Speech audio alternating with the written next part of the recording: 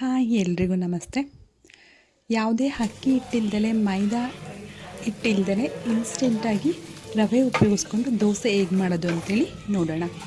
ಮೊದಲಿಗೆ ಒಂದು mixie jar ತೊಗೊಂಡು ಅದಕ್ಕೆ 1 ಬೌಲ್ ಆಗೋಷ್ಟು ಸೂಜಿ ರವೆನ ಹಾಕ್ಕೊಳ್ತಾ ಇದ್ದೀನಿ. ಅದೇ ಬೌಲಲ್ಲಿ ಅರ್ಧ ಬೌಲ್ ಆಗೋಷ್ಟು ಮೊಸರನ್ನ ಸೇರಿಸ್ತಾ ಇದ್ದೀನಿ. ಹೆಚ್ಚಿಟ್ಕೊಂಡಿರುವಂಥ 2 ಟೊಮೊಟೊ ಹಾಕ್ತಾಯಿದ್ದೀನಿ. ನಂತರ 2 ಈರುಳ್ಳಿ ಹೆಚ್ಚಿಟ್ಕೊಂಡಿರುವಂಥ ಈರುಳ್ಳಿ ಹಾಕ್ತಿದ್ದೀನಿ. 2 ಇಂಚು ಶುಂಠಿ ಆ್ಯಡ್ ಮಾಡ್ತಾಯಿದ್ದೀನಿ. ರುಚಿಗೆ ತಕ್ಕಷ್ಟು ಉಪ್ಪು, 1 ಚಿಟಿಕೆ ಸೋಡಾ ಪುಡಿ, ಸ್ವಲ್ಪ ಪ್ರಮಾಣದಲ್ಲಿ ನೀರನ್ನು ಸೇರಿಸಿ ಗ್ರೈಂಡ್ ಮಾಡ್ಕೊಂಬರೋಣ.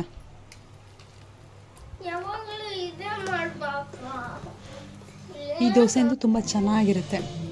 So grind ಮಾಡ್ಕೊಂಡಾಯಿತು. ದೋಸೆ ಹಿಟ್ಟಿನ ಅದಕ್ಕೆ ರೆಡಿ ಮಾಡ್ಕೊಳ್ಳಿ.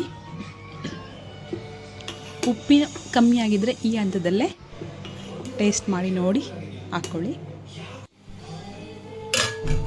ಒಂದು 10 ನಿಮಿಷ ರೆಸ್ಟ್ ಮಾಡೋದಕ್ಕೆ ಇಡೋಣ. 10 ನಿಮಿಷ ಆದ ನಂತರ ಸ್ವಲ್ಪ ಕೊತ್ತಂಬರಿ ಸೊಪ್ಪನ್ನು ಆ್ಯಡ್ ಮಾಡಿ ಚೆನ್ನಾಗಿ ಮಿಕ್ಸ್ ಮಾಡ್ಕೊಳ್ಳಿ. ನಂತರ ಸ್ಟವ್ ಮೇಲೆ ಒಂದು ದೋಸೆ ತವ ಇಟ್ಟು ಅದಕ್ಕೆ 1-2 ಹನಿ ತುಪ್ಪ ಸೇರಿಸ್ತಾ ಇದ್ದೀನಿ. ತುಪ್ಪ ಸೇರಿಸಿ ಈ ರೀತಿ ಸ್ಪ್ರೆಡ್ ಮಾಡ್ಕೊಳ್ಳಿ. ತುಪ್ಪ ಹಾಕೋದ್ರಿಂದ ತುಂಬ ಚೆನ್ನಾಗಿರುತ್ತೆ ಮತ್ತು ತುಪ್ಪ ಆರೋಗ್ಯಕ್ಕೆ ಒಳ್ಳೆಯದು.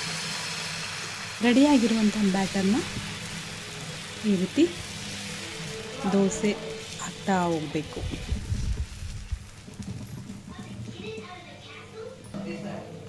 ನಾವು ಹಿಟ್ಟು ನೆನೆಸೋದನ್ನು ಮರ್ತಿದ್ದಾಗ ಈ ರೀತಿ ಮಾಡ್ಕೊಳ್ಳೋದ್ರಿಂದ ತುಂಬ ಟೇಸ್ಟಿಯಾಗಿರುತ್ತೆ, ಹೆಲ್ತಿಯಾಗಿರುತ್ತೆ, ಕ್ವಿಕ್ಕಾಗಿ ಮಾಡ್ಕೋಬೋದು. ನೋಡಿ ದೋಸೆ ಎಷ್ಟು ಚೆನ್ನಾಗಿ ಬರ್ತಾ ಇದೆ. ಡಯಟ್ ಮಾಡೋರಿಗೂ ರವಾ ದೋಸೆ ತುಂಬಾ ಒಳ್ಳೆಯದು ಹೆಲ್ತಿಗೆ.